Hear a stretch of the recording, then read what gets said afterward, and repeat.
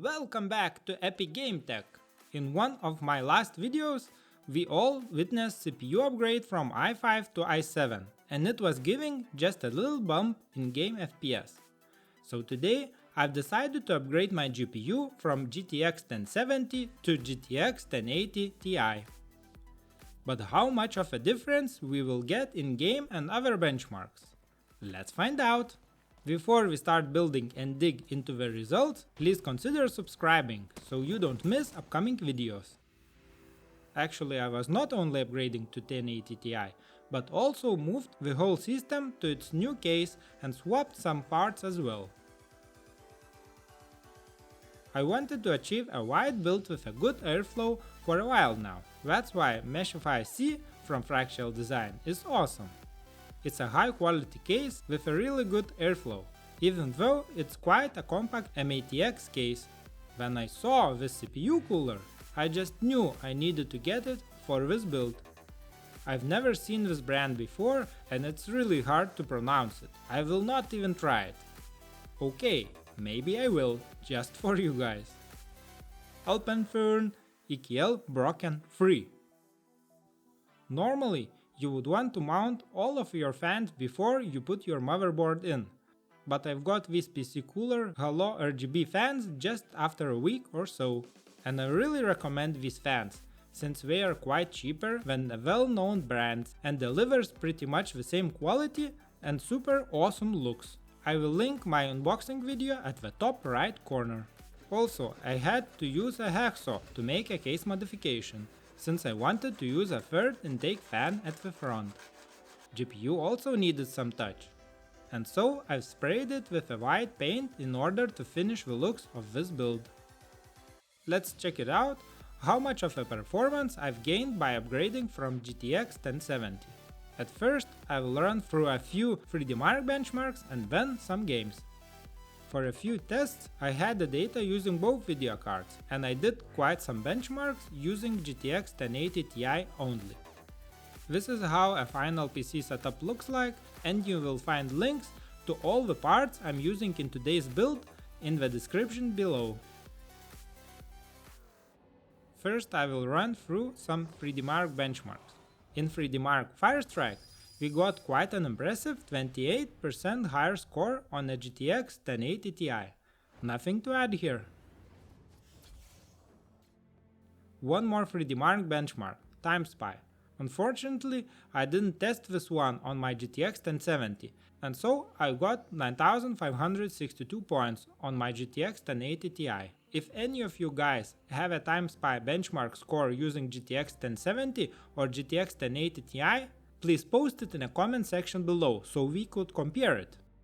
Let's have a look at gaming results. In total, I've tested 9 games, starting with Apex Legends numbers, and they impressed me quite a bit. 45% increase in average FPS and 48% in 1% lows. This is a title I play myself, and one of the reasons I've upgraded to a better GPU, since my goal was to maintain 144 FPS or more in this game. So I'm really happy with such results. The next game I've tested with both video cards is World of Tanks. The performance gains were even more impressive, almost 60% in average FPS and 34% in 1% lows. I bet World of Tanks players love GTX 1080 Ti's as well. From here, I will present only GTX 1080 Ti numbers and how it's performing in various esports and more demanding titles.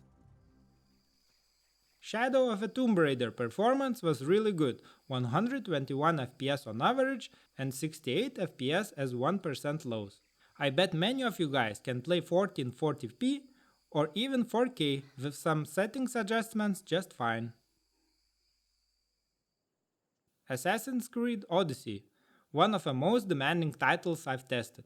At 1080p, I've only got 76 FPS on average and 53 FPS as 1% lows. Far Cry New Dawn, quite a similar performance to a Shadow of a Tomb Raider title. 112 FPS on average and 83 FPS as 1% lows, gives you a nice experience on ultra settings. I bet on 1440p you could keep the same settings and would not lose too much of a performance. Coming up next, a few esports titles starting with a Fortnite. On Epic settings, I've got 160 FPS on average and 103 FPS as 1% lows. So if you play on a 144Hz monitor, you'll definitely like GTX 1080 Ti performance. We all know you do not need such a high-end GPU to run CSGO, but I've included this benchmark in case you play on a 240Hz monitor and you need crazy FPS numbers. Here you go, 340 FPS on average. One more less demanding game, League of Legends, but strangely enough, I've got only 252 FPS on average. I've noticed a game was using only 25% of my CPU and barely hitting 20% of GPU. I bet there is some kind of a game engine limitation, even though I removed FPS capping.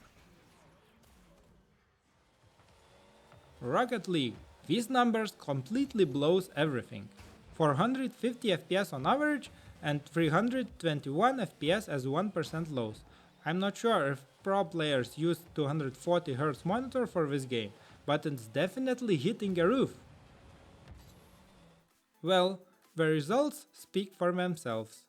I'm really happy with the gaming performance. As I've stated in my CPU upgrade video, by upgrading a CPU from i5-8400 to i7, I gained just a few percentage performance gains in gaming. But upgrading GPU can bring you 20, 40 or even more percentage in FPS gains. That's because most of the games are GPU bound, not all of them, but a lot. Please make no mistake, the best way is to build a balanced system with the right CPU and GPU combo. Thanks for stopping by and checking my video. Click like and subscribe if you liked it, and see you soon!